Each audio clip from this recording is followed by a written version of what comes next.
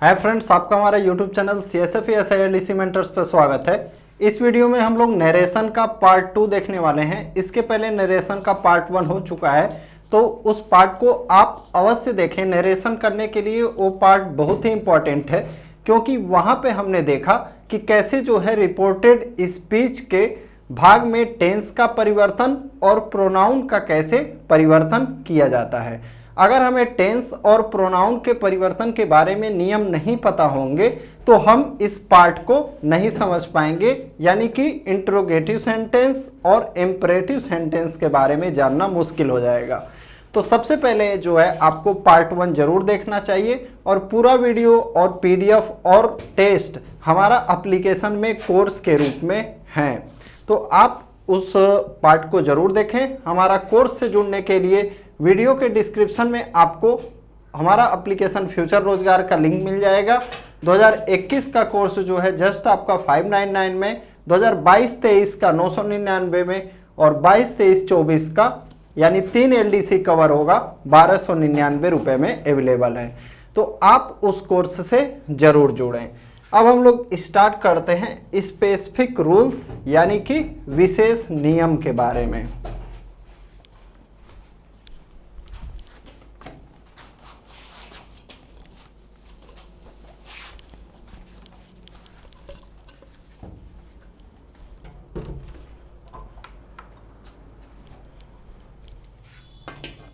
सबसे पहले क्या है हमारा इंटरोगेटिव सेंटेंस, यानी कि हम देखने वाले हैं इसमें प्रश्नवाचक वाक्यों के बारे में। किसको? प्रश्नवाचक वाक्यों के बारे में। तो जैसा आप वॉइस को जब कर रहे थे, ठीक है, एक्टिव वॉइस और पैसिव वॉइस, तो वहां पे मैंने आपको बताया था जो हमारा इंटरोगेटिव सेंटेंस होता है यानी कि प्रश्नवाचक वाक्य होता है, 2 तरह का होता है। अब आप सोचेंगे कि फिर कैसे 2 तरह का होता है प्रश्नवाचक वाक्य? तो एक प्रश्नवाचक ये होता है जिसमें आप किसी चीज का आंसर हाँ या ना में दे सकते हैं। जैसे मान लीजिए मैं आपसे पूछूं आप क्या कर रहे हैं, ठीक है, तब आपको पूरा विवरण बताना पड़ेगा। लेकिन जैसे मैं आपसे पूछूं क्या आपके पास 100 रुपए हैं, तो आप बोल देंगे, अगर आपके पास 100 रुपए रहेंगे तो आप बोल देंगे हाँ, अगर नहीं रहेंगे तो आप बोल देंगे नहीं। लेकिन मैं आपसे पूछूं आपके पास कितने रुपए हैं, तब आपको पूरा डिटेल में बताना पड़ेगा कि इतना रुपया मेरे पास है। तो यहाँ पे आपके 2 टाइप के हो गए प्रश्नवाचक वाक्य। तो देखिए, ऐसे प्रश्न जिनका आंसर एस या नो में नहीं दिया जा सकता, एस या नो में दिया जा सकता है। जैसे आर यू हैप्पी, क्या आप खुश हैं, हाँ या नहीं में आप बता सकते हैं। डू यू नो मी, क्या आप मुझे जानते हैं, हाँ या नहीं में बता सकते हैं। विल यू अकम्पनी मी, क्या आप मेरा साथ देंगे, हाँ या नहीं में बोल सकते हैं। अब ऐसे प्रश्न जिनका आंसर एस या नो में नहीं दिया जा सकता है, इन प्रश्नों को हम क्या कहते हैं? WH question. अच्छा, WH क्वेश्चन क्यों कहा जा रहा है? क्योंकि ऐसे जो प्रश्न होते हैं WH से स्टार्ट होते हैं। क्या? जैसे WHY, व्हाट, व्हेन, वेयर, ये सब हो गए आपके WH प्रश्न। कब, क्यों, कैसे, कहाँ, ठीक है। ऐसे प्रश्न होते हैं जिनका आंसर एस या नो में नहीं दिया जा सकता। ऐसे प्रश्नों में कुछ जानकारी दी गई होती है। आखिर हमको ये पढ़ने का जरूरत क्यों पड़ रहा है? क्यों? क्योंकि अगर आप दोनों प्रश्नवाचक जो हमारे वाक्य हैं इनको एक तरह से सॉल्व कर दिए तो आपका क्या होगा? नरेशन गलत हो जाएगा। दोनों को करने का, सॉल्व करने का तरीका अलग अलग होता है, इस वजह से आपको जानना पड़ रहा है, ठीक है। जैसे यहाँ पे है वेयर डू यू लिव, तो इसका आंसर मैं एस या नो में नहीं दे सकता हूँ, मुझे बताना पड़ेगा मैं कहाँ रहता हूँ, गोरखपुर में रहता हूँ, ठीक है। जैसे आप कोई पूछा आप कहाँ रहते हो, तो आपको प्लेस का नाम बताना पड़ेगा, ठीक है। व्हाट इज योर नेम, आपका क्या नाम है, तो आपको अपना नाम बताना पड़ेगा, आप हाँ या ना में नहीं बोल सकते हैं। हाउ आर यू, आप कैसे हैं। इस तरह के प्रश्न WH वर्ड्स जैसे व्हाट, वेयर, विच, हु, इन सब से शुरू होते हैं। अब पहला नियम हमारा क्या कहता है,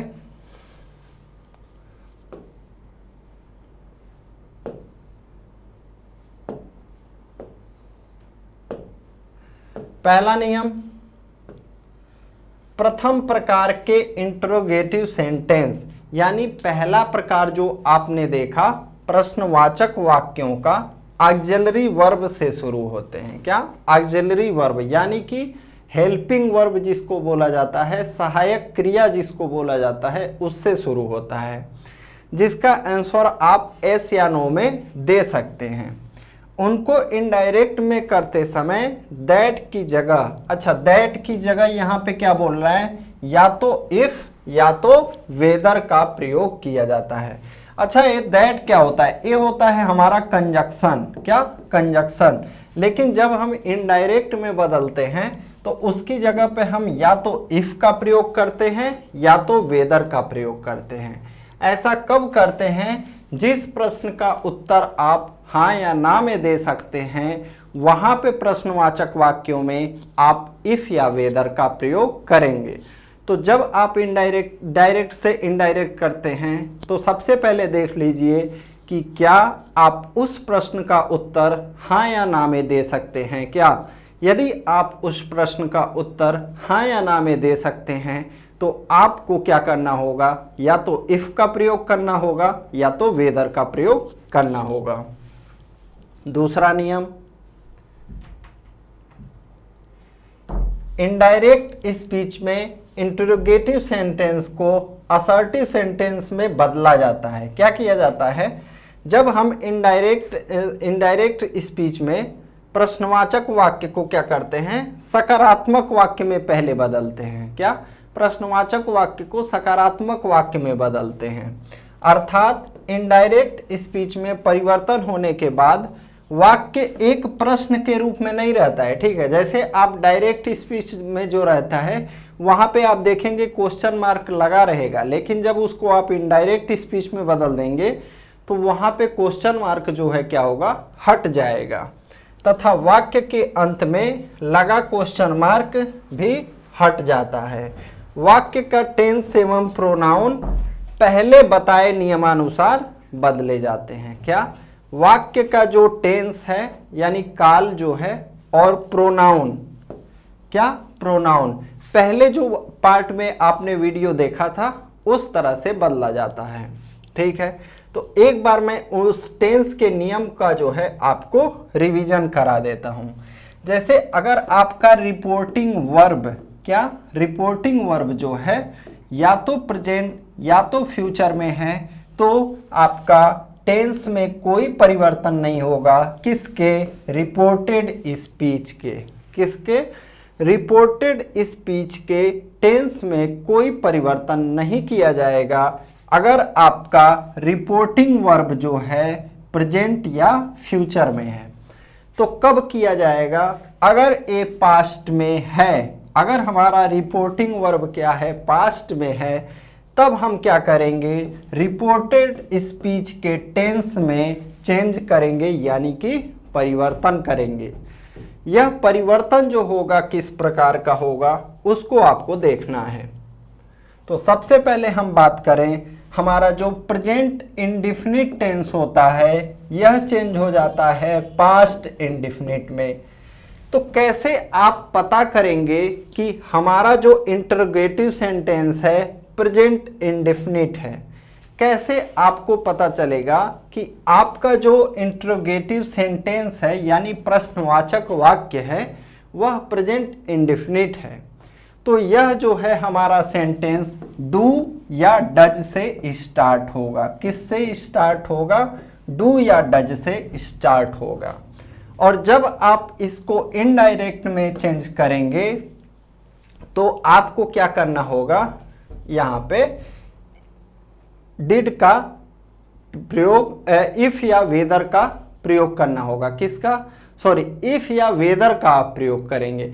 यहाँ पे तो डू या डज रहेगा, लेकिन यहाँ पे क्या रहेगा, इफ या वेदर रहेगा। ठीक है, अब जैसे आपका प्रेजेंट कंटिन्यूअस है, प्रेजेंट कंटिन्यूअस को किस में बदलेंगे आप? पास्ट कंटिन्यूअस में बदलेंगे। प्रेजेंट परफेक्ट को किस में बदलेंगे, पास्ट परफेक्ट में बदलेंगे, पास्ट परफेक्ट में। प्रेजेंट परफेक्ट कंटिन्यूअस को किस में बदलेंगे, पास्ट परफेक्ट कंटिन्यूअस में बदलेंगे। उसके बाद पास्ट इंडिफिनिट को किस में बदलेंगे, पास्ट परफेक्ट में बदलेंगे। पास्ट कंटिन्यूअस को किस में बदलेंगे, पास्ट परफेक्ट कंटिन्यूअस में बदलेंगे। पास्ट परफेक्ट में कोई चेंजिंग नहीं होगा, पास्ट परफेक्ट कंटिन्यूअस में कोई चेंजिंग नहीं होगा, यानी सेम रहेगा। तो रिवीजन कर लीजिए एक बार। Present indefinite, past indefinite, present continuous, past continuous, present perfect, past perfect, present perfect continuous, past perfect continuous, past indefinite, past perfect, past continuous, past perfect continuous, past perfect no changing, past perfect continuous no changing.